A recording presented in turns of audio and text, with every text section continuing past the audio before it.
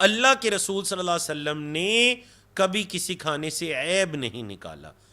یہ بہترین سنت ہے. دیکھیں کھانا سامنے آیا, اگر وہ چیز آپ کو پسند ہے تو بسم اللہ پڑھیے اور کھا لیجئے. کھانا سامنے آیا, اگر وہ چیز آپ کو پسند نہیں ہے, عیب مت نکالیے اور دسترخوان سے پیچھے ہو جائیے اور اللہ کا شکر ادا کیجئے. یہ اللہ کے رسول صلی اللہ علیہ وسلم کی سنت ہے. اللہ ہمیں توفیق عطا کرے اپنے بچوں کی بھی اس طرح سے پرورش کرنے کی کہ بچے کھانے کے اندر عیب نکالنے والے نہ ہوں. یہ آپ صلی اللہ علیہ وسلم کی بڑی ہی عظیم سنت ہے. آپ نے وہ واقعہ سن رکھا ہوگا کہ اللہ کے رسول صلی اللہ علیہ وسلم کے سامنے گو جو ہے اس کو پیش کیا گیا, تو آپ صلی اللہ علیہ وسلم نے فرمایا چونکہ ہمارے ہاں یہ ہوتی نہیں ہے, تو آپ صلی اللہ علیہ وسلم نے اس کو نہیں کھایا, لیکن اس سے عیب نہیں نکالا. اسی دسترخوان پر لوگ بیٹھ کر باقی لوگ کھا رہے ہیں. ہم جو یہ کہتے ہیں نا کھانا خود نہیں کھاتے اور پھر اس کھانے کے ہزار طرح کے عیب نکالنا شروع ہو جاتے ہیں, یہ بھی بالکل درست نہیں ہے. ایک اور جو آج کل عادت ہم میں سے بعض لوگوں کی ہو گئی ہے, خود ڈائٹنگ شروع کر دیتے ہیں, دوسروں کے لیے عذاب کا باعث بن جاتے ہیں. دسترخوان پر کھانا آتا ہے اور ڈائٹنگ کے نام پر اس کھانے کے اندر سے عیب نکالنا شروع ہو جاتے ہیں. مثال کے طور پر دسترخوان کے اوپر چکن آ گئی تو کہتے ہیں جی چکن کے اندر یہ نقصانات ہیں, یہ ہوتا ہے کھانے سے, یہ ہوتا ہے کھانے سے. کبھی کھا بھی لیتے ہیں, کبھی نہیں بھی کھاتے. یاد رکھیے اگر آپ ڈائٹنگ کر رہے ہیں تو دوسروں کے لیے عذاب کا باعث نہ بنے. اگر نہیں دل تے چپ کر کے پیچھے ہو جائیے, اور دل ہے تو کھا لیجئے. لیکن یہ نہیں ہے کہ جو چیز آپ نہ کھائیں دسترخوان پر بیٹھے ہوئے باقی سارے لوگوں کے لیے اس چیز کو آپ معیوب بنا دیں اور اس سے عیب نکالنا شروع کر دیں. وہ بھی اسی حدیث کے زمرے میں آئے گا, کیونکہ اللہ کے رسول صلی اللہ علیہ وسلم نے کبھی کسی کھانے سے عیب نہیں نکالا. صحت کے لیے مفید نہیں بھی ہے تو کھانے والوں کو کھانے دیجئے, پھر کسی موقع پر ان کی اصلاح کر دیجئے کہ یہ کھانا صحت کے لیے مفید نہیں ہے, لیکن اس موقع پر اس کھانے سے عیب نہ نکالیے, چاہے وہ صحت سے متعلقہ عیب ہے یا کوئی بھی عیب ہے, وہ عیب ہی ہوگا. اللہ کے رسول صلی اللہ علیہ وسلم گھر کے اندر بہت اعلیٰ اخلاق سے رہا کرتے تھے. آپ صلی اللہ علیہ وسلم نے فرمایا خیرکم لأہلہ, تم میں سب سے بہترین وہ ہے جو اپنے گھر والوں کے لیے بہترین ہے. وانا خیرکم لأہلی, اور میں تم میں اپنے گھر والوں کے لیے سب سے بہترین ہوں. اے میرے صحابہ کرام, میں محمد صلی اللہ علیہ وسلم تم میں سب سے زیادہ بہترین ہوں اپنے گھر والوں کے لیے. کیسے بہترین تھے اللہ کے رسول صلی اللہ علیہ وسلم اپنے گھر والوں کے لیے, اپنے خدام کے لیے؟ ذرا حضرت انس کی زبانی سنیے. حضرت انس کون ہیں؟ ان کی جو والدہ تھی ام سلیم, بڑی ہی عظیم عورت تھیں. کتنی عظیم عورت تھیں کہ دیکھیں جب آپ صلی اللہ علیہ وسلم ہجرت کر کے مدینہ منورہ تشریف لائے تو ام سلیم کتنی سمجھدار عورت تھیں. انہوں نے یہ فیصلہ کیا, بیٹے انس کا ہاتھ پکڑا اور پکڑ کر اللہ کے رسول کی خدمت میں لے کر آئیں اور کہا اللہ کے رسول یہ میرا بیٹا انس آپ کا خادم ہوگا. اللہ اکبر, بڑی ہی سمجھدار عورت تھیں ام سلیم. اے اللہ کے رسول یہ میرا بیٹا انس آپ کی خدمت کیا کرے گا, آپ کے گھر کے کام کر دیا کرے گا, آپ کے وضو کا پانی کا انتظام کر دیا کرے گا, اور آپ اس کو کسی کام سے بھیجیں گے, کسی کو بلوانے کے لیے بھیجیں گے, آپ کے کام آیا کرے گا. اللہ کے رسول صلی اللہ علیہ وسلم نے اس خادم کو قبول کر لیا. حضرت انس نبی کریم صلی اللہ علیہ وسلم کی خدمت کیا کرتے تھے. کہتے ہیں خدمت رسول اللہ صلی اللہ علیہ وسلم 10 سنین, میں نے 10 سال تک اللہ کے رسول صلی اللہ علیہ وسلم کی خدمت کی. فما قال لی اف قط, کبھی اللہ کے رسول صلی اللہ علیہ وسلم نے مجھے اف تک نہیں کہا. وما قال لی لشیء صنعته لما صنعته, کبھی مجھے کسی کام کے لیے نہیں کہا جو میں نے کر دیا کہ آپ نے یہ کام کیوں کیا. ولا لشیء ترکته لما ترکته, اور نہ ہی کسی چیز کو جو میں نے نہ کیا ہوتا تو آپ نے مجھے یہ کہا کہ کیوں نہیں کیا, یا کیوں اس کام کو تم نے چھوڑ دیا جو کرنا ہوتا تھا. اور اللہ کے رسول صلی اللہ علیہ وسلم کہتے ہیں من احسن الناس خلقا, سب سے اچھے اخلاق والے تھے. پھر حضرت انس بڑے ہی پیارے الفاظ کہتے ہیں ولا مسست خزا ولا حریرا ولا شیئا کان الین من کف رسول اللہ صلی اللہ علیہ وسلم, کبھی میں نے کسی ریشم کو نہیں چھوا جو اللہ کے رسول صلی اللہ علیہ وسلم کی مبارک ہتھیلی سے زیادہ نرم ہو. اور ولا شممت مسکا قط ولا عطرا کان اطیب من عرق النبی صلی اللہ علیہ وسلم, کبھی میں نے کسی خوشبو کو، عطر کو نہیں سونگا جو آپ صلی اللہ علیہ وسلم کے پسینے کی خوشبو سے زیادہ خوشبو والا ہو. سب سے نرم آپ کی ہتھیلی تھی، ریشم سے بھی نرم، اور سب سے خوبصورت خوشبو والا، عمدہ خوشبو والا آپ کا پسینہ ہوا کرتا تھا. یہ ایک خادم کے اپنے مالک کے لیے الفاظ ہیں. زید بن حارثہ کی مثال کو لے لیجئے کہ اللہ کے رسول صلی اللہ علیہ وسلم کے خادم تھے، غلام تھے. آپ صلی اللہ علیہ وسلم نے انہیں آزاد کیا. والد لینے کے لیے آیا، والد کے ساتھ جانے سے انکار کر دیا. آپ صلی اللہ علیہ وسلم کی محبت، آپ کا اعلیٰ اخلاق، آپ کا رویہ اپنے غلام پر، اپنے خادم پر اتنا اثر کر چکا تھا. یہ وہی زید بن حارثہ جن کو زید بن محمد کہا جانے لگا کہ یہ محمد صلی اللہ علیہ وسلم کے منہ بولے بیٹے ہیں، جن کے پھر احکام و مسائل بھی اللہ رب العزت نے قرآن مجید کے اندر بیان کیے. ایک روایت کے اندر یہ آتا ہے کہ حضرت انس کہتے ہیں فَإِن لَامَنِي أَحَدٌ مِّنْ أَهْلِ بَيْتِهِ لَقَالَ دَعُوهُ، اگر کبھی ایسا موقع آیا کہ آپ صلی اللہ علیہ وسلم کے گھر میں سے کسی نے مجھے برا بلا کہا، ملامت کی، تو آپ فرماتے دعوہ، چھوڑ دو انس کو، چھوڑ دو انس کو، کچھ نہ کہو، انس کو ڈانٹو مت، انس کو برا بلا مت کہو، انس کو چھوڑ دو. تو آپ صلی اللہ علیہ وسلم نہ خود میرے ساتھ کوئی ایسی بد اخلاقی کبھی کرتے، کبھی اف تک نہ کہتے، اور نہ گھر میں کسی کو کرنے دیتے. تو مطلب یہ نہیں ہے کہ آپ خود اپنے ماتحت لوگوں کو کچھ نہ کہیں لیکن کسی کے ذریعے ان کو ڈانٹ پڑواتے رہے. نہیں، آپ صلی اللہ علیہ وسلم اگر گھر میں بھی کوئی حضرت انس سے کچھ کہتا تو آپ صلی اللہ علیہ وسلم اس کو منع فرما دیا کرتے. آپ صلی اللہ علیہ وسلم کا جو گھرانہ تھا بیت نبوی، بڑی ہی پیاری چیز تھی اس بیت نبوی کے اندر کہ اگر کوئی بھی برائی دیکھتے تو آپ صلی اللہ علیہ وسلم اس برائی کو اپنے ہاتھ سے روکا کرتے، کبھی اپنی زبان سے منع کیا کرتے. واقعہ پیش آتا ہے، آپ صلی اللہ علیہ وسلم سفر سے لوٹتے ہیں. صحیح بخاری کا یہ بھی واقعہ، ام المؤمنین حضرت عائشہ کی روایت ہے، کہتی ہیں دخل علی النبی صلی اللہ علیہ وسلم وفی البیت قرام فیہ سور. آپ صلی اللہ علیہ وسلم جب گھر میں داخل ہوئے تو گھر کے اندر ایک پردہ لٹکا ہوا تھا اور اس پردے میں کچھ تصویریں تھیں. فتلون وجہہ، آپ صلی اللہ علیہ وسلم کا چہرہ مبارک، اس کا رنگ بدل گیا. اور ایک روایت کے اندر حضرت عائشہ کہتی ہیں کہ میں نے جب آپ صلی اللہ علیہ وسلم کے چہرے کا رنگ بدلتے دیکھا تو فوراً سے مجھے پتہ چل گیا کہ آپ صلی اللہ علیہ وسلم کی عادت کے خلاف کوئی کام میں کر بیٹھی ہوں. یعنی اس سے ہمیں یہ بھی پتہ چلتا ہے کہ خاوند کے چہرے کے تاثرات دیکھ کر زوجہ نے فوراً سے اپنی اصلاح کر لی. یہ بھی بیت نبوی کا خاصہ تھا. تو کیا ہوتا ہے، آپ صلی اللہ علیہ وسلم نے اس پردے کو پکڑا فَحَتَقَهُ، اور اس کو پکڑ کر پھاڑ دیا. مطلب اپنے گھر کے اندر اگر آپ صلی اللہ علیہ وسلم نے کوئی برائی دیکھی تو آپ نے اپنے ہاتھ سے اس برائی کو بدل ڈالا.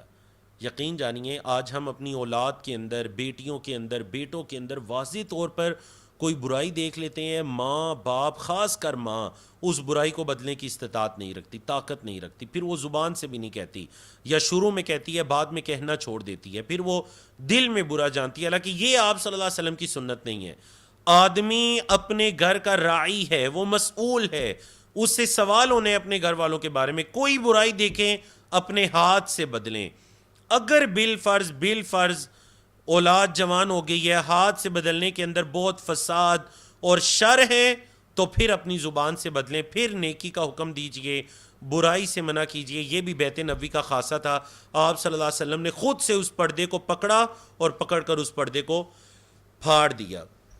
ایک اور طرح کی برائی دیکھی آپ صلی اللہ علیہ وسلم نے، اور وہ برائی یہ دیکھی کہ ایک مرتبہ ام المؤمنین حضرت عائشہ نے حضرت صفیہ کا ذکر کیا اور اچھے سے ذکر نہیں کیا. حضرت عائشہ خود کہتی ہیں کہ میں نے نبی کریم صلی اللہ علیہ وسلم سے فرمایا، ایک مرتبہ جب آپ نے صفیہ کا تذکرہ کیا تو میں نے کہا حسبک من صفیہ کذا و کذا، بس بھی کیجئے صفیہ کے ذکر کو، کافی ہے اتنا صفیہ کا تذکرہ. قال غیر مسدد تعنی قصیرہ، تو حضرت عائشہ نے کہا وہ چھوٹے قد کی ہیں، کیا آپ ہر ٹائم ان کا تذکرہ کرتے رہتے ہیں؟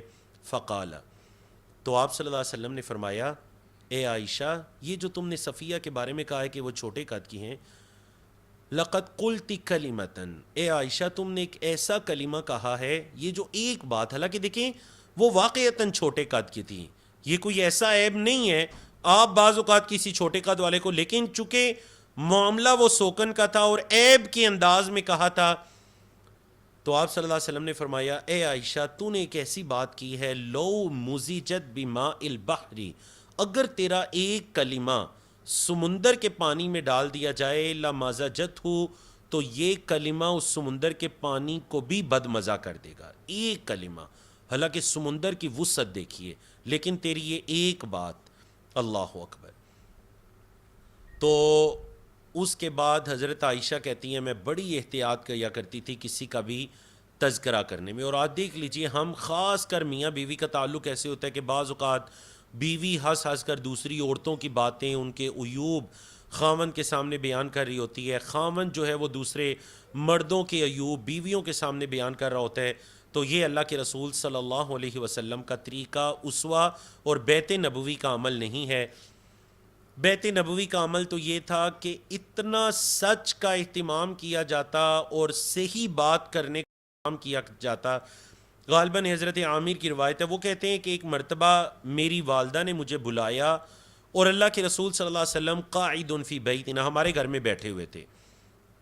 فقالت، تو میری ماں نے کہا، ہاں تعال اعطیک، اے میرے بیٹے ادھر آ، ادھر آ، میں تجھے ایک چیز دوں۔ جس طرح ہم بعض اوقات بچوں کو بلانے کے لیے، انہیں اپنے پاس بلانے کے لیے انہیں ہم جھوٹ بول کر بلا لیتے ہیں، ہاتھ بند کر ہم کہتے ہیں ادھر آئیں ادھر آئیں ادھر آئیں میں آپ کو ایک چیز دوں، تو بالکل اسی انداز میں میری ماں نے مجھے بلایا۔ تو آپ صلی اللہ علیہ وسلم نے ان سے پوچھا، میری ماں سے پوچھا، وما اردتی ان تعطیہ، اچھا آپ کیا دینے کا ارادہ رکھتی تھیں بیٹے کو جو آپ نے بلایا اس طرح سے، تو کیا دینے لگی تھی؟ قالت، تو انہوں نے کہا، اعطیہ تمرن، میں بیٹے کو کھجور دینے لگی تھی۔ فقال لها رسول اللہ صلی اللہ علیہ وسلم، تو اللہ کے رسول صلی اللہ علیہ وسلم نے ان سے کہا، اما انکی لو لم تعطیہ شیئا کتبت علیک کذبا، اگر تو اس کو بلا کر کچھ نہ دیتی تو ایک جھوٹ تیرے نامہ اعمال کے اندر لکھ دیا جاتا۔ اللہ اکبر۔ اور ہم دن میں بچوں کو بہلانے کے لیے کتنے جھوٹ بول دیتے ہیں، تو یاد رکھیے گا یہ بھی جھوٹ ہی شمار ہوگا۔ اے فلانا کہ اگر تو بیٹے کو بلا کر کچھ نہ دیتی تو ایک جھوٹ تیرے نامہ اعمال کے اندر لکھ دیا جاتا۔ تو بیت نبوی کے اندر اتنا سچ کا اہتمام ہوتا تھا۔ بیت نبوی کے اندر خواتین گھروں میں رہا کرتی تھیں۔ قرآن مجید کے اندر اللہ رب العزت نے یہ آیت کریمہ نازل کر دی، وَقَرْنَ فِي بُيُوتِكُنَّ وَلَا تَبَرَّجْنَ تَبَرُّجَ الْجَاهِلِيَّةِ الْأُولَى وَأَقِمْنَ الصَّلَاةَ وَآتِينَ الزَّكَاةَ وَأَطِعْنَ اللَّهَ وَرَسُولَهُ، اپنے گھروں میں ٹھہری رہو اور جو جاہلیت کے رسم و رواج ہیں اس کی طرح کہ تم بناؤ سنگار نہ کرو، وَأَقِمْنَ الصَّلَاةَ، اور نماز کو قائم کرو اور زکوٰۃ کو دو اور اللہ اور اس کے رسول کی اطاعت کرو۔ تو دیکھیں بعض مفسرین نے یہاں پر بڑی پیاری بات کہی، انہوں نے کہا جو خیر القرون ہے، سب سے بہترین زمانہ، اس زمانے کے اندر جو خیر البیوت ہے، سب سے بہترین گھرانہ، خیر القرون کے اندر خیر البیوت، اور پھر اس گھر کے اندر جو سب سے بہترین لوگ ہیں، آپ صلی اللہ علیہ وسلم کے آل، آپ صلی اللہ علیہ وسلم کی ازواج، یہ ان کو حکم دیا جا رہا ہے۔ تو نعوذ باللہ من ذالک، کوئی عورت بھی اپنے آپ کو اس زمانے سے بہتر اپنے زمانے کو نہ سمجھے، اس گھرانے سے بہتر اپنے گھرانے کو نہ سمجھے، اور ان سے بہتر اپنے آپ کو نہ سمجھے۔ اور یہ ان خواتین کو حکم دیا جا رہا ہے کہ اپنے گھروں میں ٹھہری رہو اور جاہلیت کے بناؤ سنگار کی طرح بناؤ سنگار نہ کرو، نماز قائم کرو، زکوٰۃ ادا کرو اور اللہ اور اس کے رسول کی اطاعت کرو۔ اور اللہ کے رسول صلی اللہ علیہ وسلم نے ایک حدیث کے اندر ارشاد فرمایا، لا تمنعوا اماء اللہ مساجد اللہ، اللہ کی ان بندیوں کو اللہ کی مسجدوں میں جانے سے نہ روکو، وَلْيَخْرُجْنَ وَهُنَّ تَفِلَاتٌ، اور اگر کسی مجبوری سے یہ عورتیں نکلتی ہیں مساجد کی طرف یا دیگر کسی بھی مجبوری سے، تو اچھی طرح اپنے آپ کو لپیٹ کر نکلے۔ وفی روایت، اور ایک روایت یہ ہے، وَبُيُوتُهُنَّ خَيْرٌ لَهُنَّ، ان کے گھر ان کے لیے زیادہ بہتر ہیں۔ حتیٰ کہ آپ کے علم میں ہے کہ عورت کی جو سب سے فضیلت والی نماز ہے وہ اس کے گھر کے اندر ہے، لیکن اگر کوئی عورت خطبے وغیرہ کے لیے، تعلیم کے لیے مسجد میں آنا چاہتی ہے تو آپ نے حکم دے دیا کہ پھر اللہ کی ان بندیوں کو منع نہ کرو، اللہ کی ان بندیوں کو مسجدوں میں آنے دو۔ اور الحمدللہ اللہ اجر عطا کرے ان مساجد کو، ان مراکز کو، خاص کر جن مساجد اور مراکز کے اندر خواتین کی تعلیم کا اہتمام ہوتا ہے۔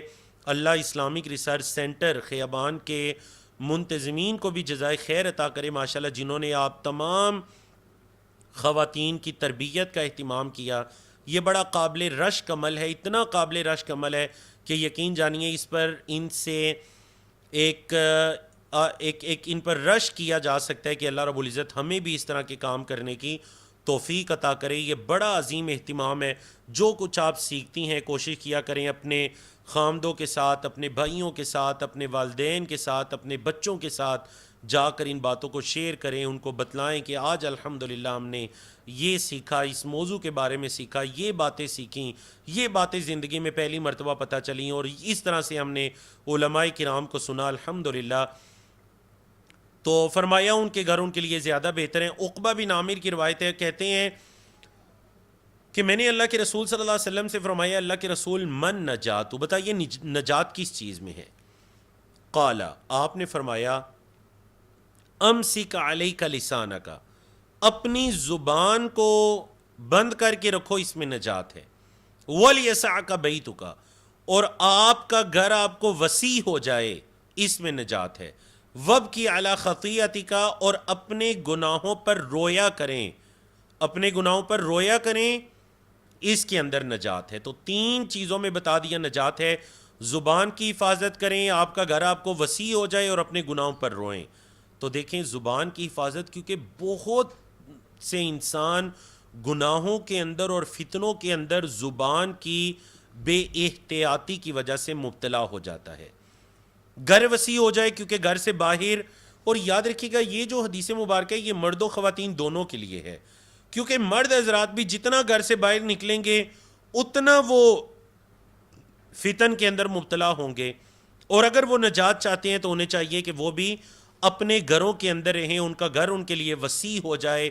خواتین نجات چاہتی ہیں تو ان کا گھر ان کے لیے وسیع ہو جائے، حتیٰ کہ قطع تعلقی نہیں ہونی چاہیے، لیکن بہت زیادہ رشتہ داروں کے گھروں میں جانا، میل ملاپ۔ آپ خود سے ذرا سوچئے، جب کچھ خواتین کٹھی ہوتی ہیں، پھر چاہتے نہ چاہتے کسی غیر موجود خاتون کی بات ہو جاتی ہے، کبھی غیبت ہو جاتا ہے، کبھی جھوٹ بندہ سن لیتا ہے، کبھی کر دیتا ہے، کبھی جو بات نہیں کرنی چاہیے۔ مطلب زبان کی بھی عدم حفاظت تب ہے جب کچھ خواتین کٹھی ہو جاتی ہیں۔ تو آپ کا گھر آپ کو وسیع ہو جائے، آپ کی زبان اپنے آپ پر روک کر رکھیے اور اپنے گناہوں پر روئیے، اس کے اندر نجات ہے۔ اور یہ نجات کون بتا رہے ہیں؟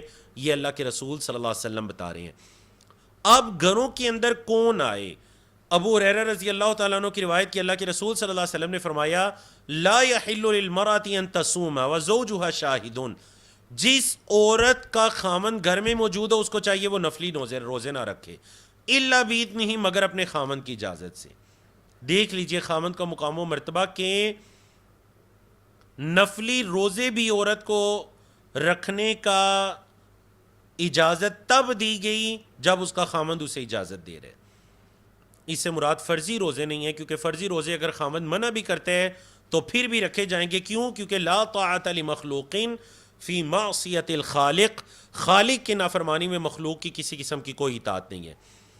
اور ہمارے موضوع سے متعلق ولا تأذن فی بیتہ الا باذنہ، عورت کسی کو اپنے گھر میں آنے کی اجازت نہ دے گی مگر اپنے خامند کی اجازت سے۔ کچھ عورت کے رشتہ دار ہوتے ہیں، کچھ مرد کے رشتہ دار ہوتے ہیں۔ ظاہر بات ہے مرد کے رشتہ دار ہوں گے تو وہ مرد کی اجازت سے ہی آئیں گے، عورت کے رشتہ دار ہوتے ہیں وہ عورت کی اجازت سے آتے ہیں۔ تو اگر مرد یہ چاہتا ہے کہ عورت کا فلاں رشتہ دار ہمارے گھر میں نہ آئے تو عورت کو چاہیے اس کو نہ بلائے، خامند اپنے گھر میں صرف اس کو اجازت دیں۔ ہاں جس کے بارے میں مرد کہتے ہیں ہاں قطع تعلقی کی طرف نہیں جانا چاہیے، صلہ رحمی کی طرف جانا چاہیے، صلہ رحمی کرنی چاہیے، قطع تعلقی نہیں کرنی چاہیے۔ البتہ یہ گھر میں آنے کی بات ہو رہی ہے، اس کا قطع تعلقی یا صلہ رحمی سے کوئی تعلق نہیں ہے۔ گھر کے اندر اس کو ہی اجازت دے، وہی بندہ گھر میں آئے، حتیٰ کہ وہی خاتون گھر میں آئے جس کا اس کی خامند اجازت دیتا ہے۔ خامند اگر مطلب کسی خاتون کے عیب کی وجہ سے، اس کے باتونی ہونے کی وجہ سے یا اس کے غیبتیں کرنے کی وجہ سے خامند اگر یہ کہہ دیتا ہے کہ فلاں عورت آئندہ ہمارے گھر میں نہ آئے، تو عورت کو چاہیے کہ وہ اس عورت کو بھی اجازت نہ دے اپنے گھر کے اندر آنے کی، یعنی یہ مرد و خواتین دونوں کے ساتھ ہے۔ اب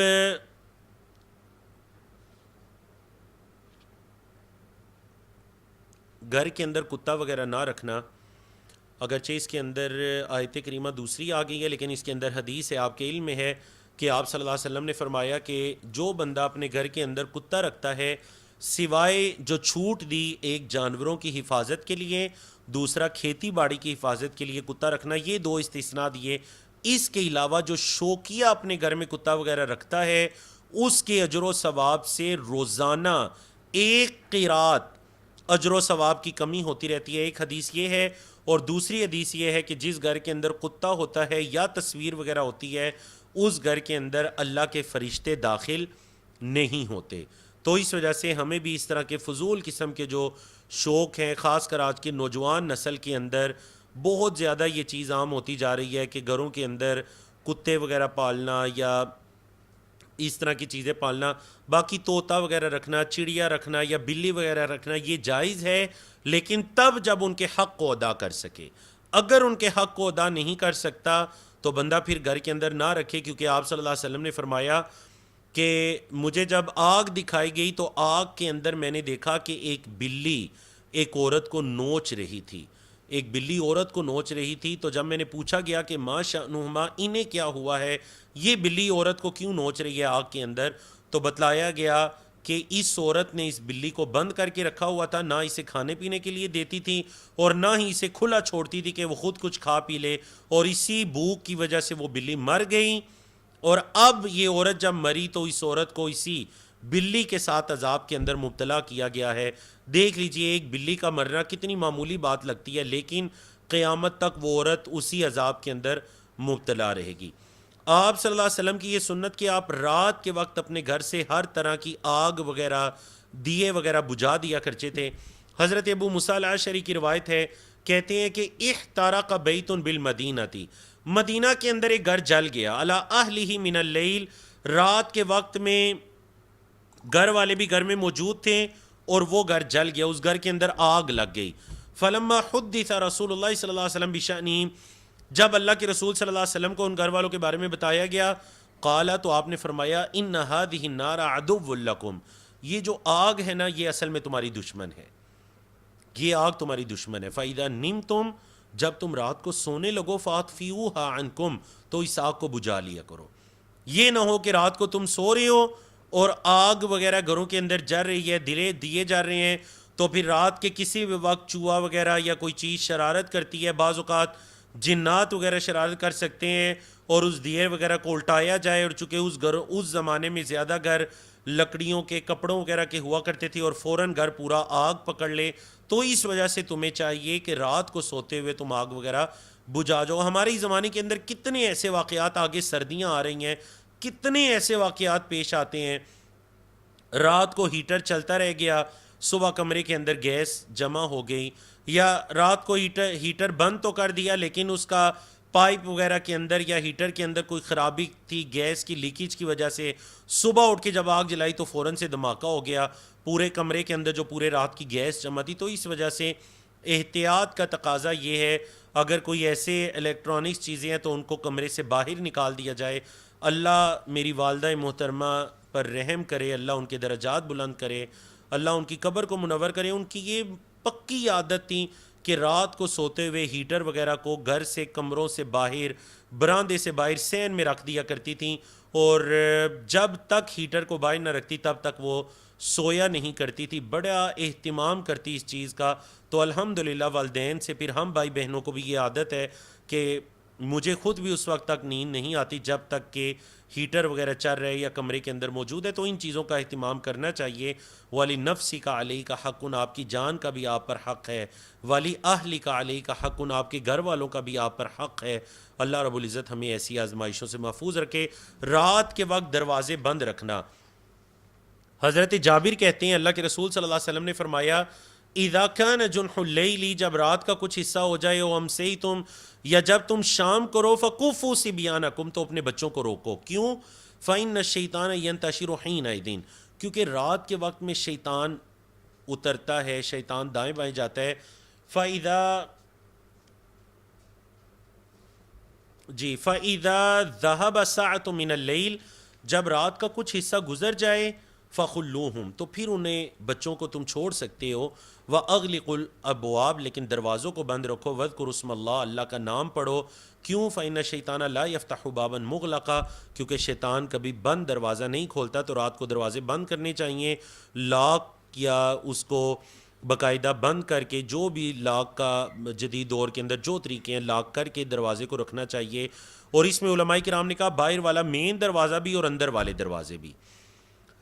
جب بندہ مسجد کی طرف جائے تو اسے چاہیے گھر سے وضو کر کے جائے. اپنے بچوں کی یہ عادت بنا دیجئے، گھر سے وضو کر کے جائے. کوئی مجبوری کی صورت ہو تو ٹھیک ہے مسجد میں کر لیں، ورنہ گھر سے وضو کر کے جائیں. جو فضیلت ہے گھر سے وضو کر کے جانے کی ہے، گھر سے نکلتے ہوئے اللہ کا ذکر کیا جائے. آپ صلی اللہ علیہ وسلم نے فرمایا جو بندہ گھر سے نکلتے ہوئے یہ دعا پڑھتا ہے، بسم اللہ توکلت علی اللہ ولا حول ولا قوۃ الا باللہ، تو اس کو کہا جاتا ہے ہدیت و کفیت و وقیت، تجھے صحیح راستہ بتا دیا گیا، تجھے کافی کر دیا گیا، اور تجھے شیطان سے بچا لیا گیا، اور شیطان اس سے دور ہو جاتا ہے. اور اسی طرح جب آپ صلی اللہ علیہ وسلم گھر میں واپس لوٹتے تو آپ دعا پڑھتے بسم اللہ ولجنا و بسم اللہ خرجنا وعلی ربنا توکلنا. بیت نبوی کے اندر علمی اور دینی ماحول تھا. اللہ رب العزت نے فرمایا وَاذْكُرْنَ مَا يُتْلَى فِي بُيُوتِكُنَّ مِنْ آیَاتِ اللَّهِ وَالْحِکْمَةِ، قرآن و سنت کی باتیں، قرآن و حدیث کی باتیں گھروں کے اندر کرتی رہا کرو. یہ خواتین کو خاص کر حکم دیا گیا، اور یہی ہمارے سیشن کی آخری آیت کریمہ تھی، سورۃ الاحزاب کی آیت نمبر 34. تو اللہ رب العزت سے دعا ہے کہ اللہ رب العزت ہمیں بھی اپنے گھروں کی اسی بیت نبوی کے طریقے کے مطابق اصلاح کرنے کی توفیق عطا کرے. سبحانک اللہم و بحمدک، اشہد ان لا الہ الا انت، استغفرک و اتوب الیک. السلام علیکم.